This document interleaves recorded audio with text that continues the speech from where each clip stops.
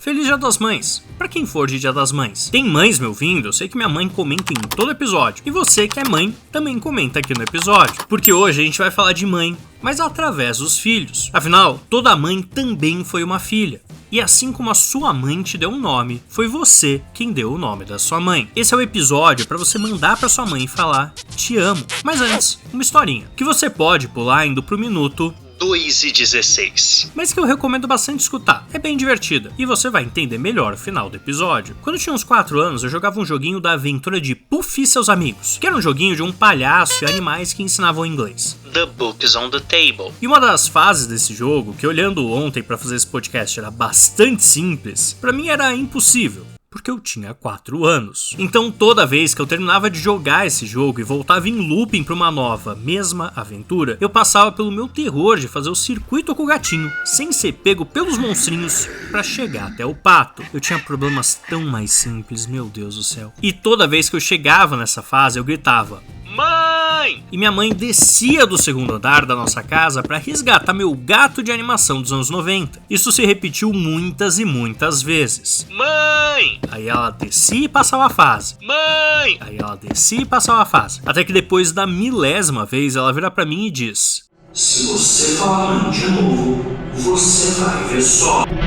Agora eu tava sozinho, apenas eu e meu gato amarelo. Nós dois contra um exército de monstros, que na verdade eram uns 4, mas não vem ao caso. Nós dois tentando resgatar o pato também amarelo. E por mais que eu tentasse, eu não conseguia, olhando o desespero no olhar de Cat, um nome muito criativo pro gato. Imagine qual era o do pato. Eu senti que era meu dever correr o risco de gritar mãe apenas mais uma vez. Mas em um ato de sagacidade, joguei com o regulamento embaixo do braço e lidando com a proibição da palavra, apenas gritei Maria Cecília! Por sorte, minha mãe tem um excelente senso de humor e desceu rindo, admitindo que eu dei um nó tático na regra. E o mais importante, passando a fase pra mim. E o podcast de hoje é sobre isso. Não sobre animais cujo nome é ele mesmo em inglês, mas sobre a palavra mãe. Pera aí, antes da gente continuar, sabia que dá pra você receber material extra de todos os episódios na palma da sua mão? É só assinar o Apoia-se, apoia.se/Gugão Show. Lá você vai encontrar um texto com tudo que ficou de fora em cada programa, além de recomendações de livros, vídeos, podcasts e muito mais. É super legal. E ainda tem brindes de patos, camisetas, newsletter, podcast exclusivo pra você. O link tá aqui na descrição. Mas agora, de volta pro episódio. Você já reparou que em línguas que não tem nada a ver umas com as outras, a palavra pra mãe é quase sempre parecida? O mama é tanto um milagre biológico quanto uma belíssima construção de amor. Para entender por que essa é a primeira palavra de tantas crianças, a gente precisa olhar para o encontro entre a biologia do bebê e o primeiro lugar do afeto. Tudo começa com a anatomia e os primeiros instintos de sobrevivência. O linguista Roman Jakobson tem uma tese fantástica chamada Why Mama and Papa, e nela ele explica que mama não nasce como um nome, mas como uma consequência física da amamentação. Imagina a cena, o bebê tá no peito ou com a mamadeira, os lábios pressionados para sugar. Nesse momento a boca está ocupada e a única forma do ar sair e produzir som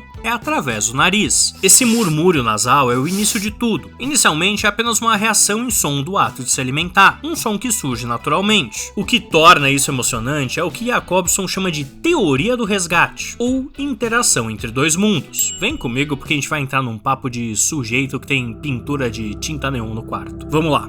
Palavras não existem. Não existe nada na água que faz ela ser água. A gente só decidiu coletivamente, e ninguém sabe exatamente como, que ela chama água. Mas se a gente decidisse que ela chama Escola Estadual Dr. Drauzio Varela, ela poderia muito bem chamar assim, mas seria bem pouco prático. É verdade. Agora imagine que você é um bebê. Você não tem noção alguma do contrato gramatical implícito que te permite atribuir nome às coisas. E sem nem saber que é possível, é impossível virar um dia entre um Teletubbies e outro e pensar, hoje vou nomear minha progenitora. No lugar disso, você produz tudo que a sua anatomia permite para chamar aquela humana que te dá amor e comida. Você combina a consoante que fecha mais a boca, como se estivesse mamando, e nisso você é bom, porque mama o dia inteiro, e a vogal mais aberta e fácil de todas, que você usa pra rir e chorar.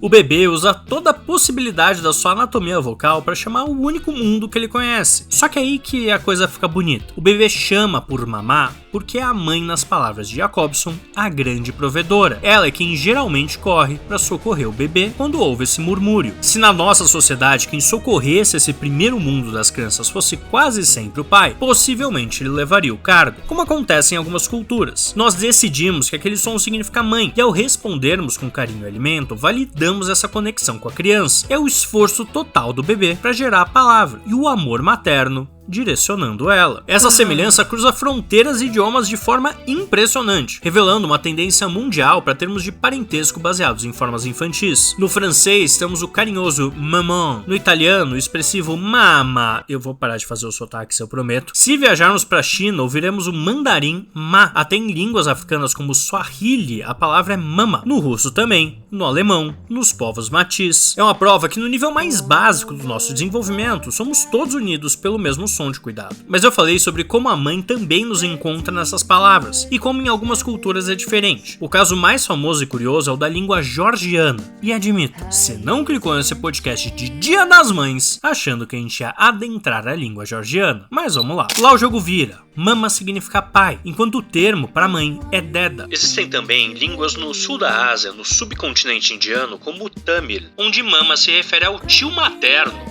Em algumas culturas, como na Samoa Ocidental, o termo mama é usado para o pai, possivelmente devido a estruturas sociais, onde os papéis de cuidado são distribuídos de forma diferente. Essas exceções não diminuem a importância do mãe, elas apenas mostram que o som ma é tão poderoso e fundamental que a humanidade o disputa para nomear as figuras mais importantes da vida. Em muitos idiomas, o termo mama ou raízes similares acabam se expandindo para significar pessoa, ser humano. Um bom exemplo é o tupi clássico, amar. Interessante notar que, segundo um estudo de 1979 da Jan Brooks Gunn e Michael Lewis, bebês em geral aprendem a identificar em fotos o papai antes da mamãe. Eles sugerem que isso acontece porque o termo papai tem um sentido objetivo de um nome de algo, no caso alguém, não que o bebê tenha muita consciência dessa nuance. Enquanto isso, para o bebê, a mãe não é apenas uma pessoa externa, ela é uma extensão da própria vida, um estado de espírito de segurança. Só mais tarde é que a criança diferencia totalmente o eu das coisas que não sou eu, e entende que aquela moça que passa as fases difíceis do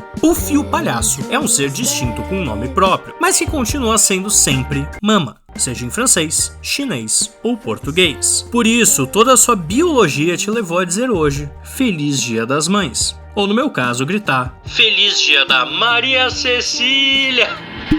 Esse podcast foi produzido totalmente pela Dois Patinhos, e sendo assim, por mim, Gustavo Belchanski, o Gugão Show. Se você quer levar a comunicação da sua empresa para outro nível, me mande uma mensagem no Instagram. A gente faz todo tipo de solução para vídeos curtos. E se você gostou desse episódio, eu sei que você gostou porque é bom demais.